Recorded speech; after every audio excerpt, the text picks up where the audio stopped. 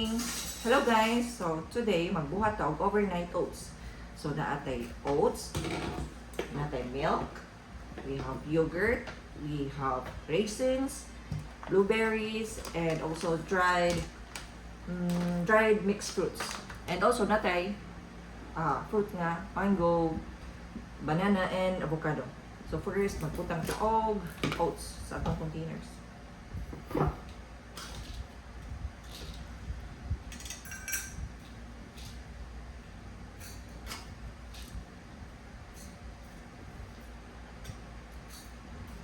So, ako kay tag 5 ka kutsara akong ibutang. Pero, depende na nimo kung pila imong ibutang. Ikaw na ilay bana-bana ba? 3, 4, and 5. 1, 2, 3,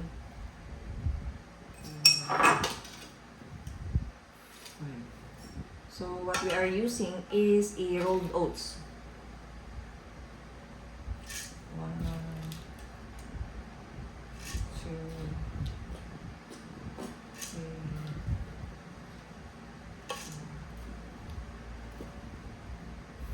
4, 5. Yeah. And then next, magmikos-mikos rin. Mix-mix na rin.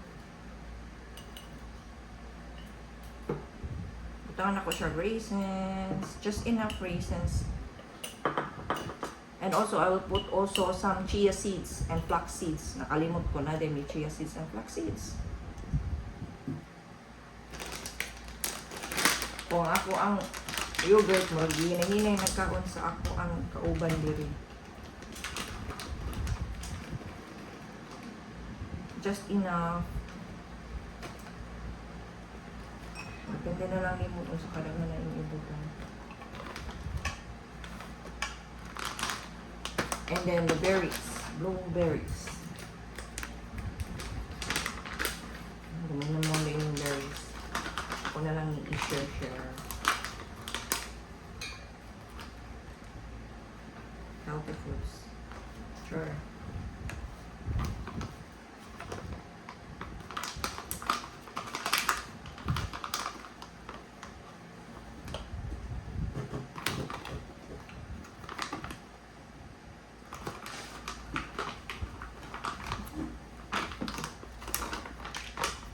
Right, ambot na siya. And then next is magkuha ko chia seeds and flax seeds.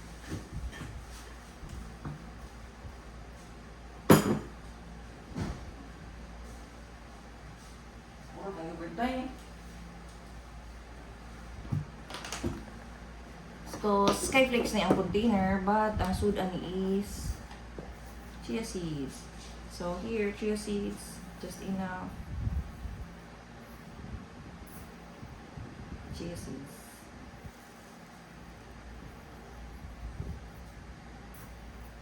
Dapat kayong chia seeds kay ibabad nimo og 20 to 30 minutes before nimo siya kanon, no? Kay mo tubo man na siya. And di siya maayo if imo siyang kanon dayon. Kay mo tubo pa siya. What if musod siya sa mga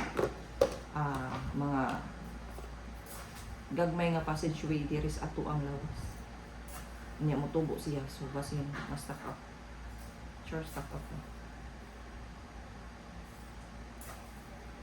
So, muna siya flax seeds, guys. So, enough lang akong ipamutang. Not too many, not too small.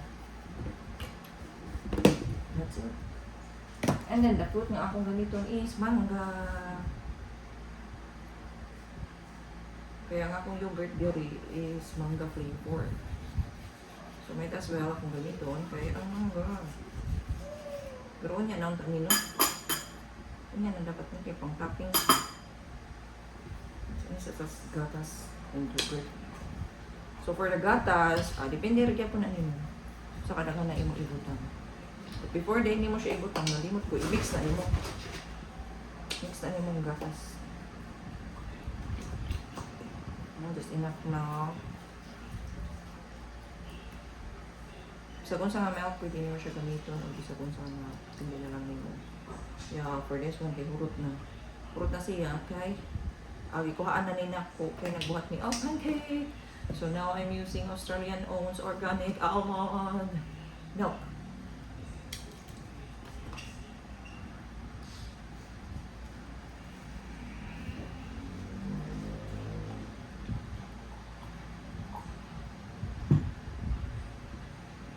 Banaon daw man yun ako. Yun sa yun ito ikuan. Super kamay like super daghan. Di po super daghan na super daghan. Again, kaniya mo nagikanan sa akong wapang anak. Ako na lang ibutang dito. So, this is yogurt.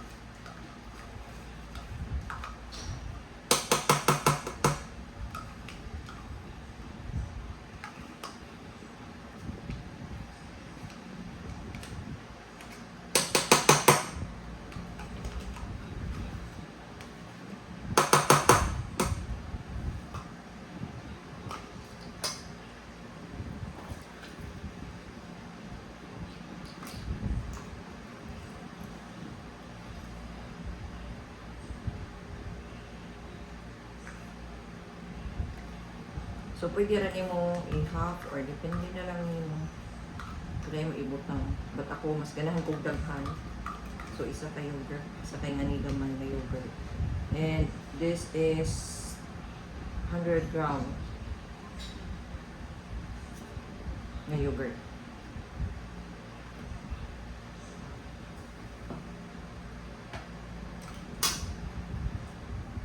Kini siya kay what's this? This is a Greek style yogurt. Di siya flavored manga. Lain ko ni siya. For this one, ako na lang silang i-share.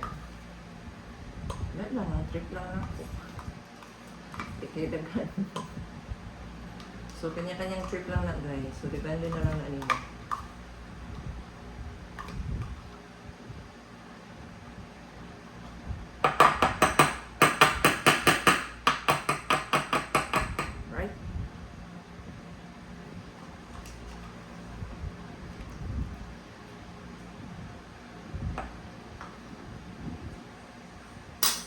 And then, next is our manga. May mekos-mekos na natin first. May mekos-mekos. This is mango.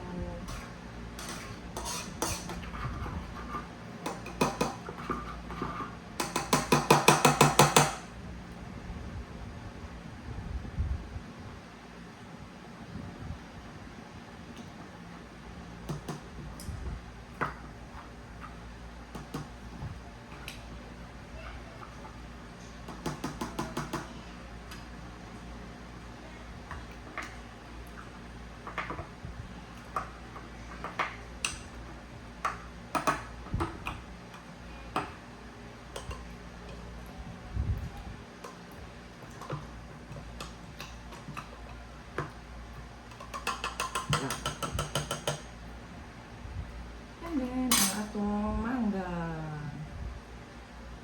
Itong fruits na manga. Yeah. You know what guys? Mahal na kayo ang manga. I mean the fruits. So,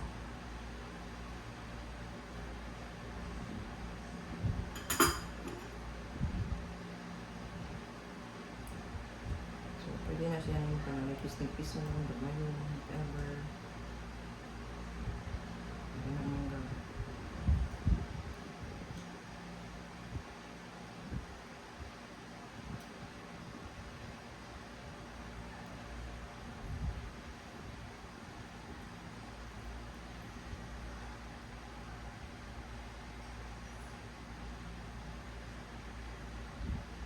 So, kini siya guys, i-overnight the inini mo. Nya kanon ni mo by the next day after ni overnight. Could be breakfast, snacks, or dinner.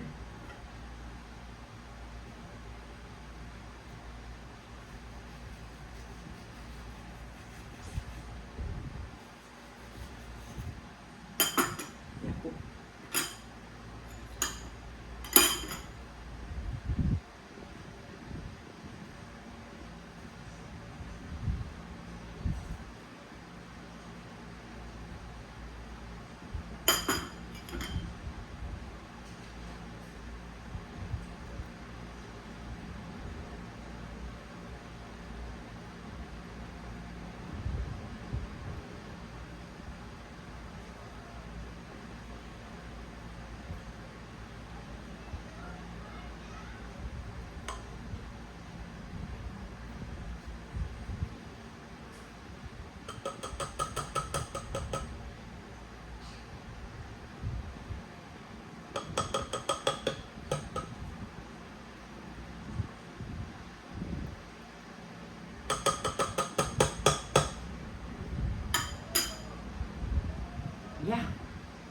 So that's it. Ako na lang ni-cover and then ibutang na ko sa ref for 24 hours and then good to go na siya. Bye!